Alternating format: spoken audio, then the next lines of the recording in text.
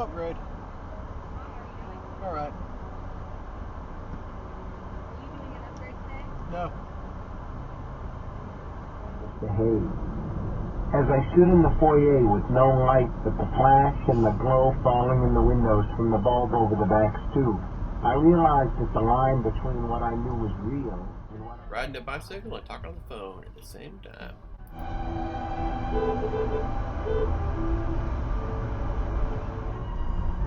Oh yeah, definitely. One thing doorbells and blinkers have in common: ringing a doorbell does not give you the right to barge into the house.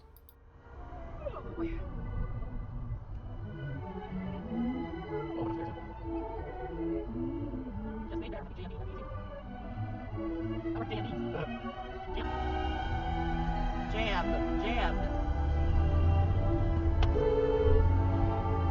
Well, I'm just gonna go to the Bel Air exit.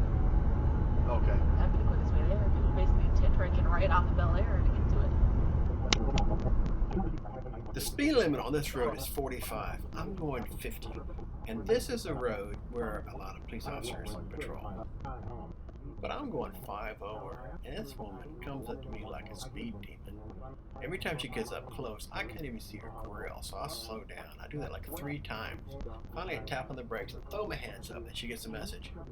And she backs off. Finally. It's not until now when I'm looking at the video and I'm watching her more closely. And now I realize she's having a lot of trouble staying in her lane. She's crossing the line, or almost crossing the line, left and right. I don't know if she's on the phone, I don't know if she's drunk, I don't know if she's just a really bad driver, but she needs to get off the road if that's the way she drives.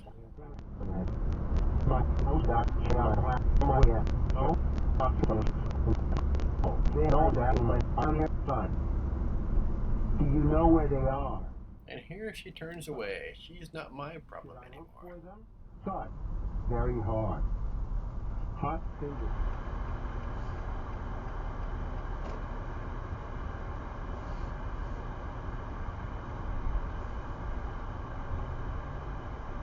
Rain earlier in the week, and the cart finally bogged down in a soft spot. Lance's team was up, and Lance was sitting at the end of the bench, waiting his turn to hit. He saw the girl in the white shorts. I have the green light. Oncoming traffic wants to turn left. The intersection is open, but they cannot see me in my lane. The first guy gets by just fine. That little burgundy SUV on the left fails to yield. Remember, if you cannot see the other car, he can't see you, and if he's stupid, he's going to assume that you're not there. From the other direction, this is the same intersection and the same situation, and the correct way to make this turn. So that's how you turn left there. You slow down and make sure no one's coming in through that other lane. That way you don't cause an accident. The truck in front of me is a distracted driver. I can see him looking down. He's weaving. He's having trouble maintaining his speed. I decide to have some fun. When I get to the little turnoff, I decide to pretend that every time his head goes down to look, that he's hitting my horn button. So, whenever you hear my horn, he's looking down. When anybody in their immediate vicinity is his voice. The kind who rarely call the police when things go wrong at home because, on some miserable secret level, they believe they deserve things to go wrong at home. Wrong things that result in black eye, dislocated elbow, the occasional cigarette burn on the boobie.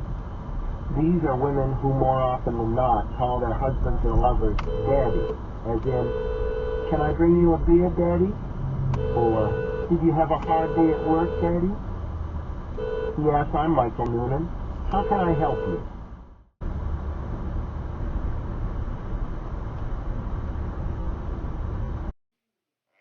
The red light does not mean stop. The red light means you cannot proceed beyond the limit line or the stop line or whatever you call it where you live. Green does not mean go. Green means you're allowed to go if the intersection is free. If you want to make a left turn, the light goes green. If there's oncoming traffic, it's legal to pull out into the intersection. If the light goes red, you haven't run the light. It's okay. When the traffic is clear, you turn left. This woman was afraid to pull out, so instead of pulling out legally, she did it illegally instead. She ran the light. The Ford sedan behind me wants to be in my lane. This is his chance to do it. But he doesn't do it. The Hyundai wants to be in my lane. And he is. From one of my books. Only a made-for-TV movie of Being Two that pulled ratings roughly equal to the National Sofa Refinishing Championship. I hope that we completed this chubby little fuck's idea of the pleasantry. At the crest of this hill, all three of us want to turn right. Do you know what that means, Mr. Newman? I believe I do. It means... The driver of the Ford speeds up to cut off the Hyundai. It doesn't work. Where Kyra DeVore's interests lie, should a custody judgment become necessary. Judge Rancourt would not. Perhaps you could convey this. I almost expected him to take off his glasses and rub his eyes. He walked back to his car instead, tossed his case in, and followed him. I watched until he had backed up to the lane, and I was sure he was gone. Then I went into the living room and opened the envelope.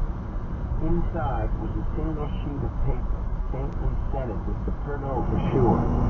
What I do know is that my real life that week had mostly to do with Andy Drake, John Shackleton, and a shadowy figure standing in the deep background, Raymond Garrett, John Shackleton's childhood friend, a man who sometimes wore a baseball cap. During that week, the manifestations in the house continued, but at a lower level. There was nothing like that blood-curdling stream. Sometimes Bunter's bell rang. Sometimes the fruit and vegetable magnets would reform themselves into a circle.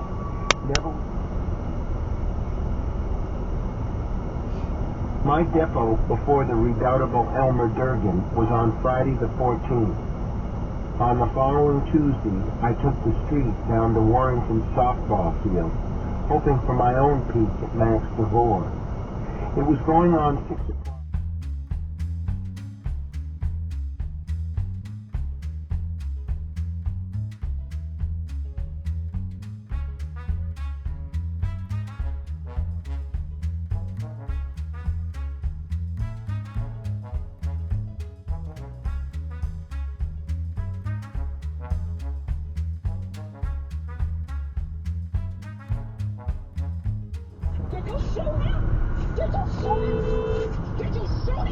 After the gunshots, the 43 White House. Kelby, standing by on line 2. Oh, aren't you special? What's up, Kelby? What's up, Joe? I promise you, if you miss your turn, your face is not going to end up on a milk carton. You can get there by going a different route. Don't block traffic. Please. I thought one of the deputies